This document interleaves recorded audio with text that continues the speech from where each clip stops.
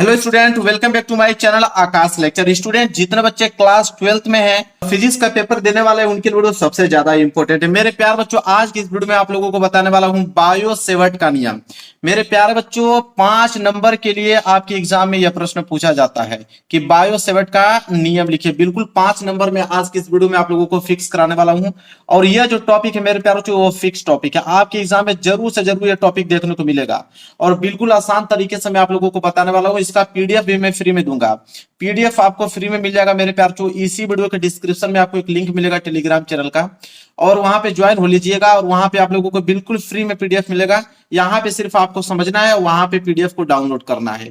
तो bio Savart का नियम बिल्कुल अब तक सबसे आसान तरीके से बताने वाला हूं और 5 नंबर बिल्कुल क्लियर कराने वाला, और ये आपके एग्जाम में 100% आएंगे। देखिए, बायो सेवर्ट का नियम कहता है क्या। देखिए, कुछ लोग सोचते हैं कि बायो सेवर्ट एक ही वैज्ञानिक है। बिल्कुल नहीं मेरे प्यारों, जो 2 वैज्ञानिक थे। एक वैज्ञानिक का नाम था बायो और एक वैज्ञानिक का नाम था सेवर्ट। 2 वैज्ञानिक मिलकर इस नियम को प्रतिपादित किए थे।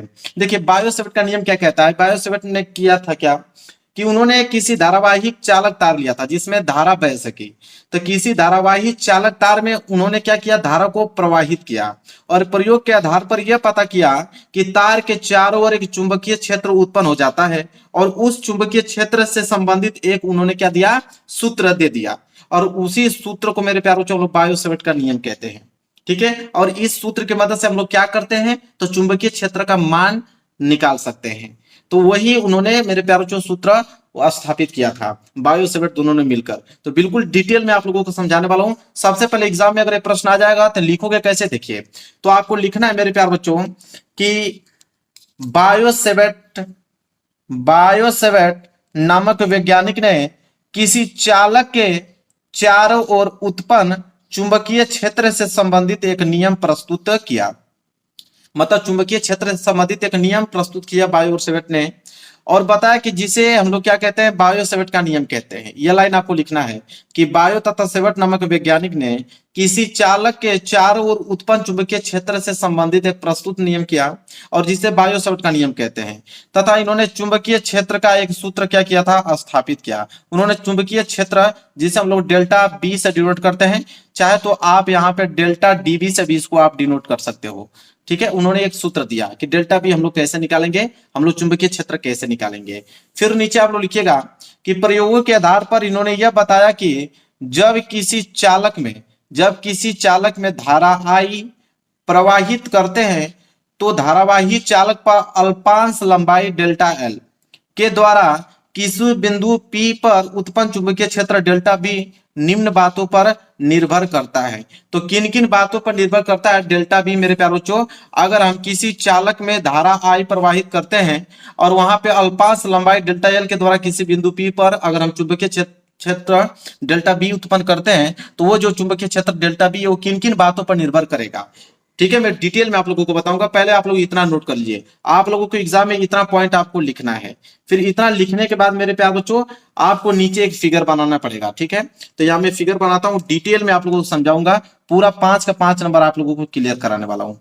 तो आप इस तरह एक फिगर बनाइएगा। ये क्या है आपका मेरे प्यार बच्चों, ये धारावाही चालक है मेरे प्यार बच्चों। ठीक है, एक मैंने तार ले लिया है, ये धारावाही चालक का मैंने यहाँ पे तार ले लिया, क्योंकि तार में जो है धारा प्रवाहित हो सकती है। तो ये मैंने तार लिया। ठीक है, अब ये तार लिया और यहां बोला था मेरे प्यार बच्चों कि अल्पांश लंबाई, मतलब इस पूरे तार की नहीं, अगर इस तार में मैं मेरे प्यार बच्चों धारा प्रवाहित कर देता हूं। यहाँ पे देखिए ये धारा प्रवाहित हो रहा है।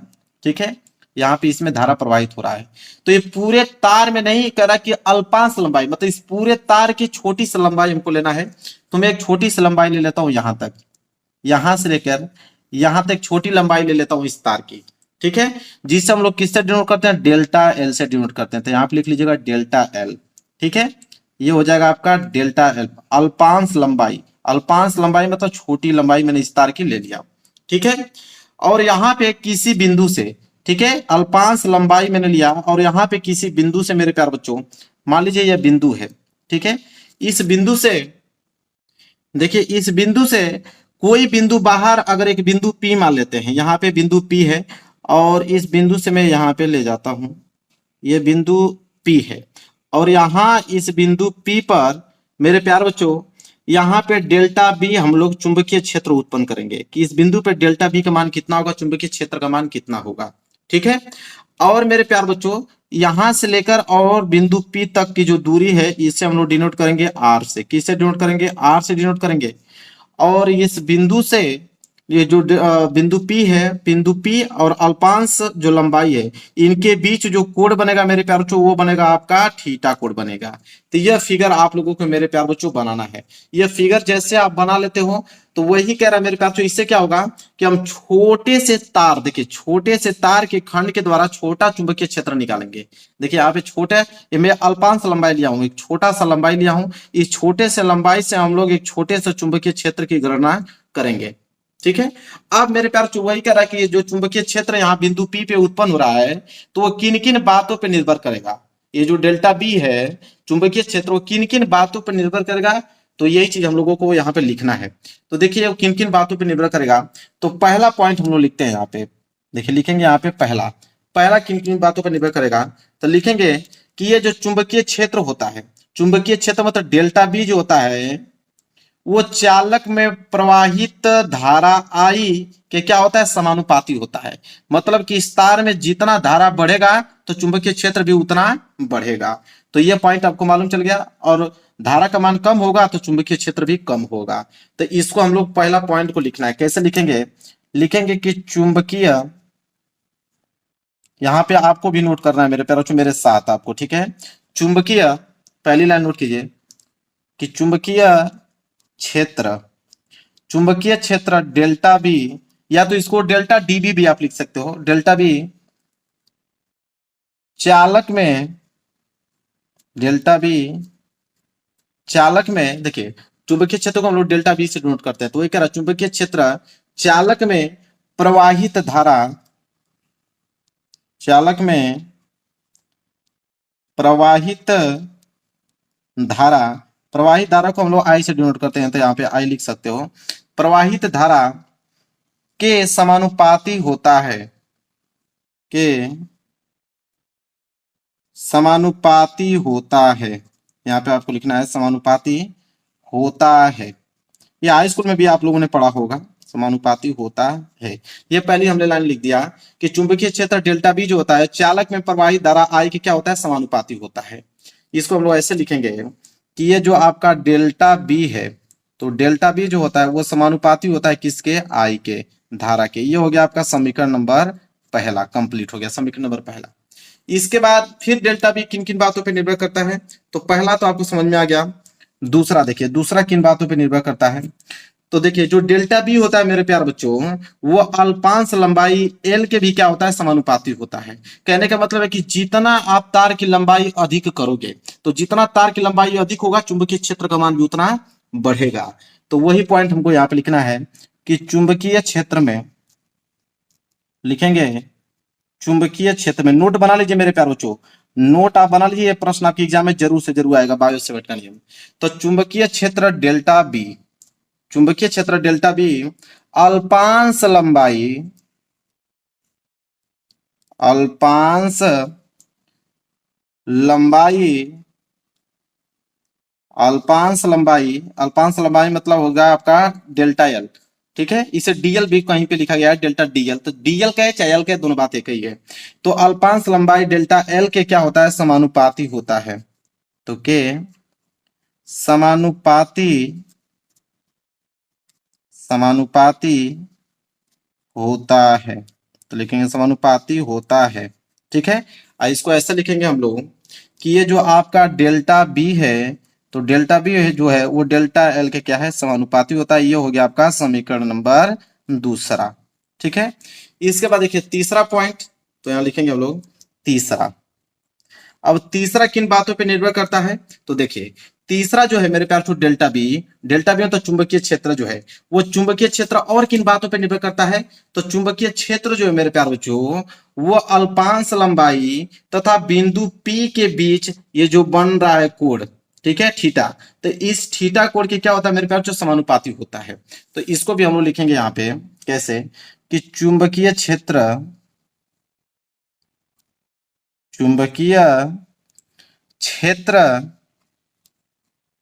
चुंबकीय क्षेत्र डेल्टा बी अल्पांश लंबाई, लिखेंगे अगली लाइन, अल्पांश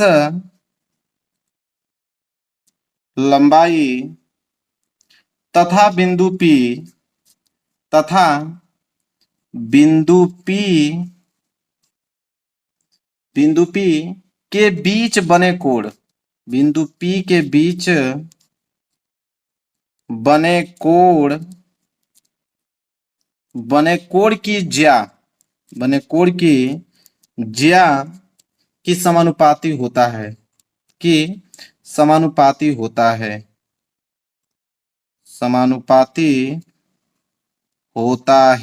बिल्कुल मेरे पास जो डिटेल में बता रहा हूं, कभी भूलोगे नहीं आप। समानुपाती होता है मतलब इसको हम लोग ये कह सकते हैं कि ये जो आपका डेल्टा बी जो है वो समानुपाती होता है किसके, थीटा के। तो थीटा को हम लिखेंगे यहाँ पे साइन थीटा, और ये हो जाएगा आपका मेरे प्यार बच्चों समीकरण नंबर तीसरा। ठीक है, इसके बाद देखिए किन किन बातों पे निर्भर करता है। चलिए अब चौथा लिखेंगे मेरे प्यार बच्चों। तो देखिए चौथा कैसे लिखेंगे, अब चौथा किन बातों पे निर्भर करता है।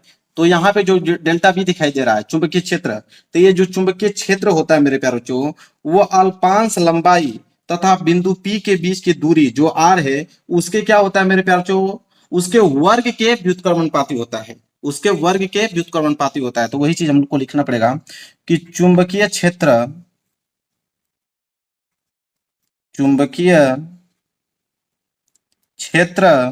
डेल्टा बी, चुंबकीय क्षेत्र डेल्टा बी अल्पांश लंबाई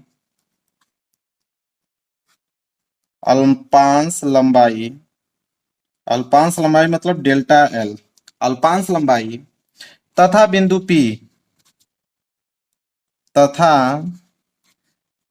पी के बीच की दूरी के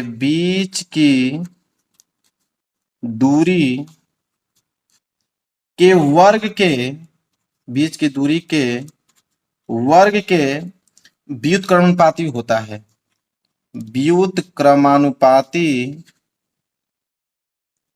व्युत्क्रमानुपाती होता है। मतलब इसको हम ऐसे लिखेंगे कि ये जो डेल्टा बी है वह व्युत्क्रमानुपाती होता है आर स्क्वायर के, मतलब उनके बीच की दूरी के। ठीक है, ऐसे इसको लिखेंगे, ये हो जाएगा आपका समीकरण नंबर 4। तो चार बातों पे निर्भर करता है डेल्टा बी का मान। ठीक है, चुंबकीय क्षेत्र जो है चार बातों पे निर्भर करता है। मैंने चारों समीकरण निकाल के दिखा दिया। अब आगे क्या लिखोगे मेरे प्यार, इसका सूत्र कैसे स्थापित करोगे, लिखोगे चारों समीकरण को मिलाने पर। अगली लाइन रहेगी कि चारों समीकरण को मिलाने पर,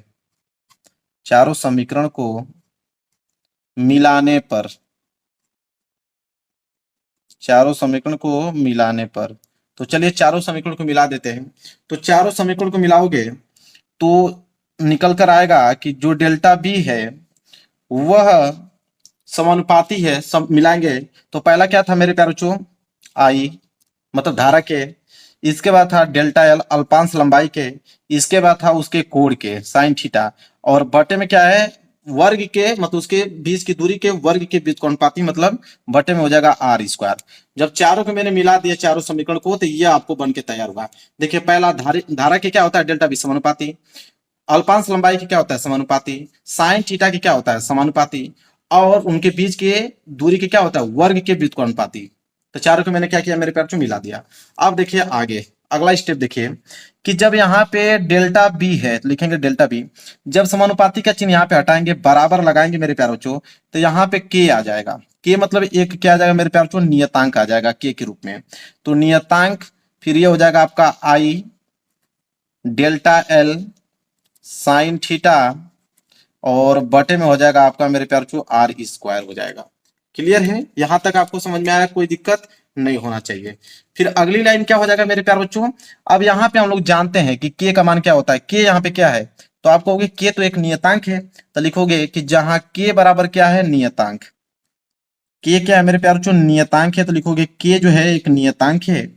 और के का मान कितना होता है, तो आप लिखोगे कि के का मान होता है कि म्यू नॉट बटे में 4 पाई, ये जो होता है के का मान होता है, के का मान क्या होता है, म्यू नॉट बटे में 4 पाई। अब के की जगह पे ये वैल्यू रख देंगे तो देखिए बन के क्या तैयार होगा कि डेल्टा बी बराबर के का मान कितना आ गया यहाँ पे कि म्यू नॉट और बटे में 4 पाई आ गया, ठीक है।